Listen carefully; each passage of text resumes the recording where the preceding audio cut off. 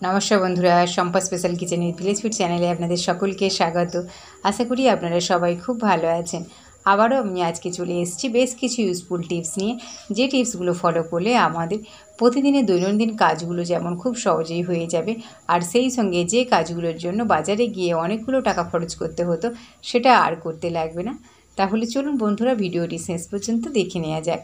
আর এই ধরনের নিত্য নতুন ভিডিও পেতে আমার এই চ্যানেলটিকে সাবস্ক্রাইব করবেন, লাইক করবেন আর বন্ধুদের সাথে অনেক অনেক শেয়ার করবেন। আর আমার এই চ্যানেলে নতুন বন্ধু হলে চ্যানেলটিকে সাবস্ক্রাইব করে পাশে থাকার অনুরোধ রইল। বন্ধুরা, একসাথে যখন আমাদের অনেকগুলো রসুনের দরকার হয় তখন আমরা তো আর এই আঙুলের সাহায্যে ছাড়াতে পারি না। যদি আমরা এইভাবে রসুনটা ছাড়িয়ে নিই তাহলে দেখা যাবে আমাদের একসাথে বেশ কিছু রসুন ছাড়িয়ে নেওয়া হয়ে গেছে। দেখুন আমি কিভাবে রসুনগুলো ছাড়াচ্ছি। আমি এখানে একটা সেফটি পিন নিয়েছি, আর এই সেফটি পিনটা আমি রসুনের মুখে বারবার গেঁথে দিচ্ছি। দেখুন প্রত্যেকটা রসুন আমি সেমভাবে করে নিচ্ছি। সেফটি পিনটা আমি রসুনের মুখের যে শক্ত অংশটা রয়েছে সেখানে গেঁথে দিচ্ছি। এর ফলে রসুনের খোসাটা খুব সহজেই উঠে আসছে আমার নখের সাথে। এর জন্য আর আমার বেশি সময় নষ্ট করতে হচ্ছে না, আর রসুনগুলো আমার খুব সহজেই ছাড়ানো হয়ে যাচ্ছে। তাই যত খুশি আর রসুন আপনারা এইভাবে ছাড়িয়ে নিতে পারেন শুধুমাত্র একটি সেফটি পিনের সাহায্যে। দেখুন আমার কতগুলো রসুন ছাড়ানো হয়ে গেল। এইভাবে প্রত্যেকটা রসুন আমি খুব সহজেই ছাড়িয়ে নেব। আর বন্ধুরা, রসুন তো আমাদের অনেক কাজে লাগে। রান্না থেকে যে কোনো টিপসে সব কিছুতে রসুনের দরকার হয়, আর রসুনের খোসা পর্যন্ত ফেলা যায় না।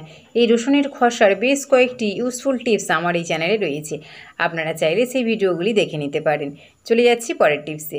বন্ধুরা, এইরকম গ্লুকন্ডি তো আমরা হাঁসফাঁসানি গরমের মধ্যে খেয়েই থাকি, কিন্তু গ্লুকন্ডির এই প্যাকেটটা কাটার পর কি হয় না, এই রকম যদি খোলা থাকে তাহলে তো বিভিন্ন রকম পোকামাকড় এর মধ্যে প্রবেশ করতে পারে।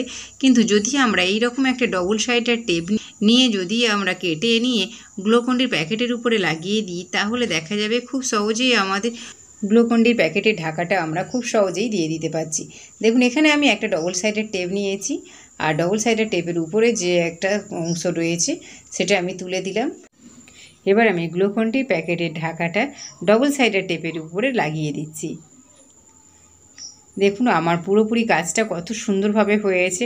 প্যাকেটটা একদম পুরো আগের মতো হয়ে গেছে, কোনো রকম খুলে যাওয়ার কোনো চান্স থাকছে না, আর পোকামাকড় তো কোনো কিছুই গ্লুকন্ডির প্যাকেটের মধ্যে ঢুকতে পারবে না। বন্ধুরা, আশা করছি এই টিপসটা আপনাদের খুবই কাজে লাগবে। চলে যাচ্ছি পরের টিপসে। বন্ধুরা, এইরকম মোবাইল তো অনেক সময় কি হয়, যখন আমাদের চার্জ দেওয়ার প্রয়োজন হয় তখন আমরা তাড়াতাড়ি করে চার্জারটা বের করে নিয়ে আসি। এনে কি হয় না, যেহেতু পিন একটু উঁচু নিচু থাকে তাই আমাদের বুঝতে খুব অসুবিধা হয়। বারবার এটাকে দেখে শুনে তারপর ফোনটা আমাদের চার্জে দিতে হয়। কিন্তু বন্ধুরা, যদি আমরা একবার দেখে নিয়ে আর এইভাবে যদি চার্জারের মধ্যে অল্প একটু নেল পলিশ লাগিয়ে দিই তাহলে দেখা যাবে আমরা খুব সহজেই চার্জারের মধ্যে ফোনটা লাগিয়ে ইচ্ছে মতো চার্জ দিতে পারবো। আর তাড়াহুড়োর সময়ে আমাদের আর ভালোভাবে দেখে নিতে হবে না। দেখুন আমি খুব সহজেই চার্জারটা ফোনের মধ্যে লাগিয়ে নিলাম।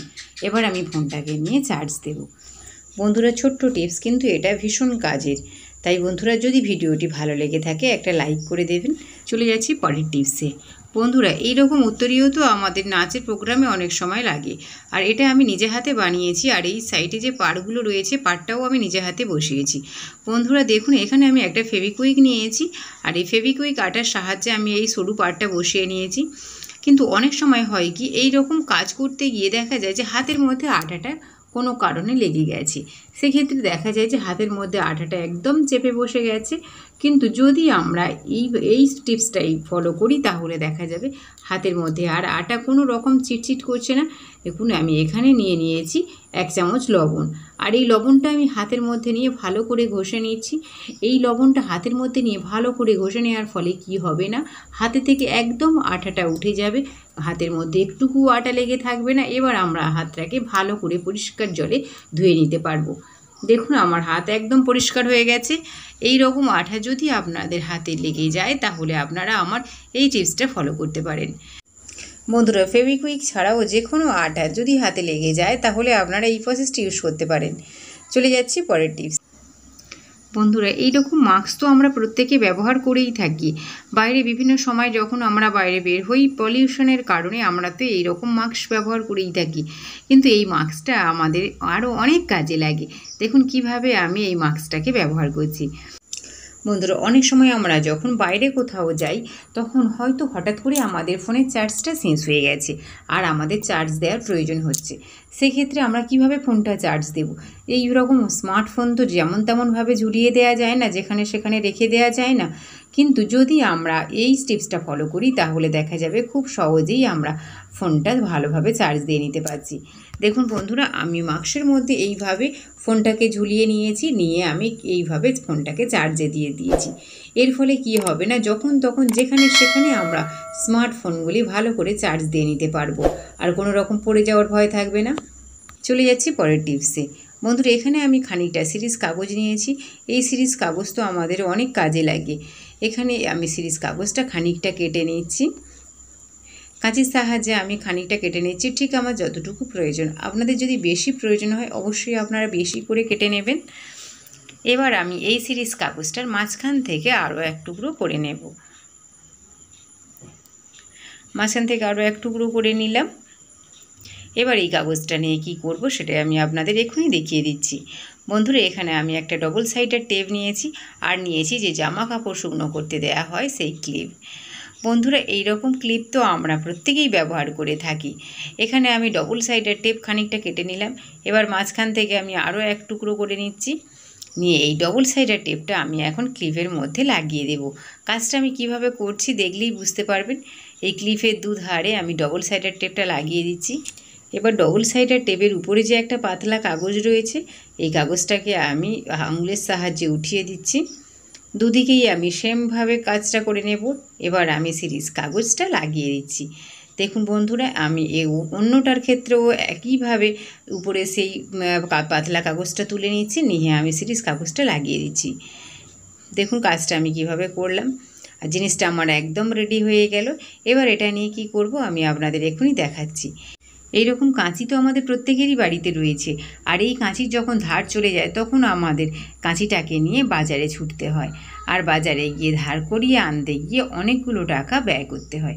কিন্তু বন্ধুরা, এই প্রসেসে যদি আমরা কাঁচিটাকে ধার দিয়ে নিতে পারি তাহলে আমাদের বাড়িতে থেকেই কাঁচিটা ধার দিয়ে নেওয়া হয়ে যাবে, আর বাইরে গিয়ে অনেকগুলো টাকা খরচ করতে লাগবে না। দেখুন, এইভাবে যদি আমি বারবার ঘষতে থাকি তাহলে দেখলেই বুঝতে পারবেন কতটা চকচকে হয়ে গেছে। দুদিকেই আমি সেমভাবে ঘষে নিচ্ছি। দেখতেই পাচ্ছেন আমার কাঁচিটা একদম জং লেগে গিয়েছিল, সেই কাঁচিটা একদম চকচকে হয়ে যাচ্ছে। এইভাবে যদি আমি বেশ খানিকক্ষণ ঘষে নিই তাহলে দেখা যাবে আমাদের কাঁচিটা একদম নতুনের মতো হয়ে গেছে। কাঁচিটা আমি এবার একটা কাপড়ের মধ্যে মুছে নিয়ে আপনাদের দেখাচ্ছি। দেখুন কাঁচিটা একদম চকচকে হয়ে গেছে, কোনো রকম জং লেগে নেই, একদম আগের মতো নতুন চকচকে হয়ে গেছে। এইভাবে আপনারা ছুরি, কাঁচি, বঁটি এবং যে কোনো জিনিস যদি ধার দেওয়ার যদি প্রয়োজন হয় তাহলে আপনারা এই প্রসেসটা ইউজ করতে পারেন, তাহলে দেখবেন খুব সহজেই ধার হয়ে গেছে। এখানে আমি আপনাদের ছুরিটা ধার দিয়ে দেখাচ্ছি। দেখুন ছুরিটা উপরেও আমি ভালো করে ঘষছি। ছুরিটা আগের থেকে কতটা চকচকে হয়েছে দেখেই নিশ্চয়ই বুঝতেই পারছেন। এইভাবে আমি ছুরি, কাঁচি, বঁটি কিংবা কাটারি যা কিছু থাকুক না কেন যদি ধার দেওয়ার প্রয়োজন হয় তাহলে আমি এই প্রসেসেই ধার দিয়ে নেব। চলে যাচ্ছি পরের টিপসে।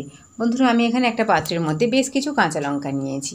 অনেক সময় হয় কি, যারা নতুন একদম তারা যদি এইভাবে কাঁচা লঙ্কাটা কাটতে থাকে তাহলে দেখা যায় যে হাতের মধ্যে ঝাল লেগে যায়।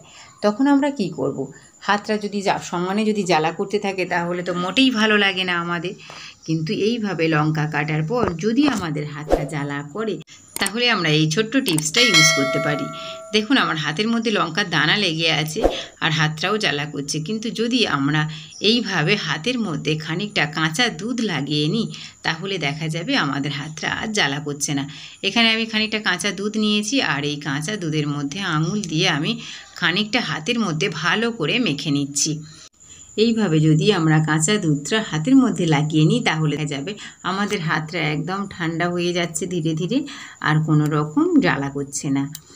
আশা করি এই টিপসটা আপনাদের খুবই কাজে আসবে। ভিডিওটি শেষ পর্যন্ত দেখার জন্য ধন্যবাদ।